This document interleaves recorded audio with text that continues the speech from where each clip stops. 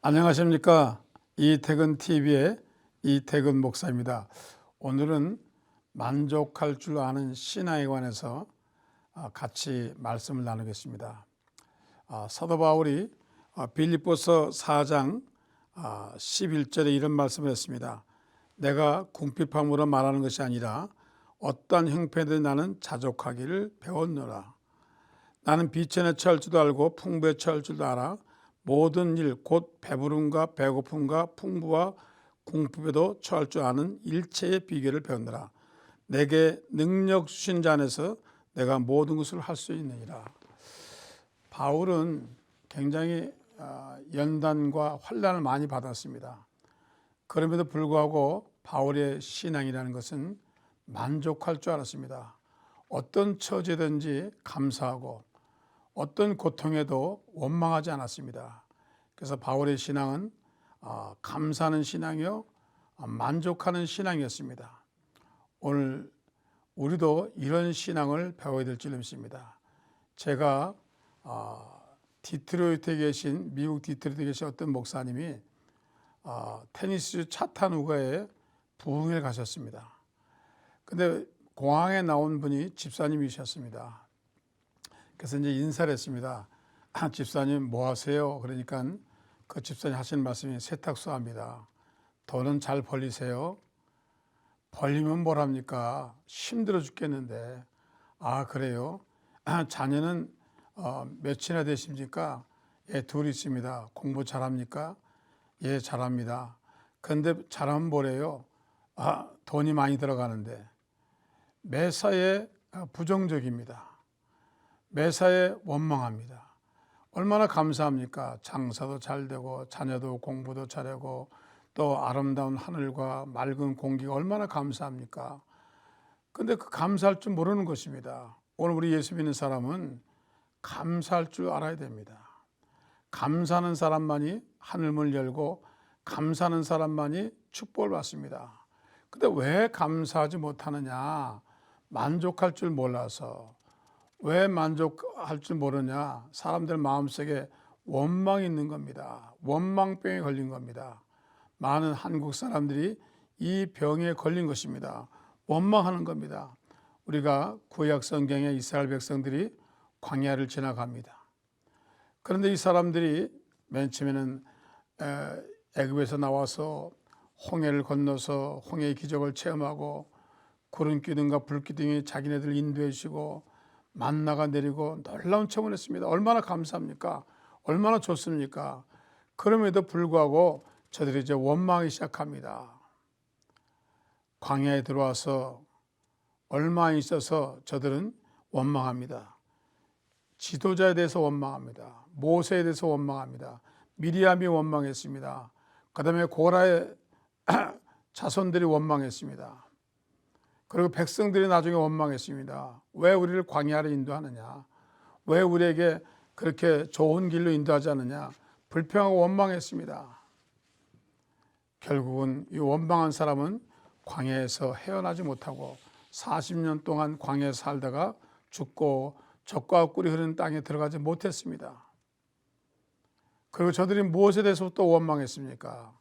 하나님이 아시고 저들에게 만나를 주셨습니다. 근데 음식에 대해서 원망하는 겁니다. 우리가 애굽에 있을 때는 고기도 먹고 부추도 먹고 마늘도 먹고 생선도 먹고 많은 것을 먹었는데 여기 와서 만나냐? 이 음식 가지고 안 된다. 오늘날 많은 사람들이 불평합니다. 저는 선교를 다녀봐서 압니다. 한 번은 캄보디아 갔는데 정말 음식이 부실했습니다. 거기 원주민에게 물어봤습니다. 얼마나 돈을 버세요? 하루에 2,000원 벌기에 바쁘다는 겁니다. 그래서 생선 하나도 먹지 못한다는 것입니다. 그리고 하루에도 3끼를 먹는 것이 아니고 2끼를 먹고 있었습니다. 상당히 힘들게 살았습니다. 그런가 하면 우리는 얼마나 잘 먹었습니까? 음식이 남았습니다. 음식을 버리게 되었습니다. 우리는 정말로 만족해야 됩니다.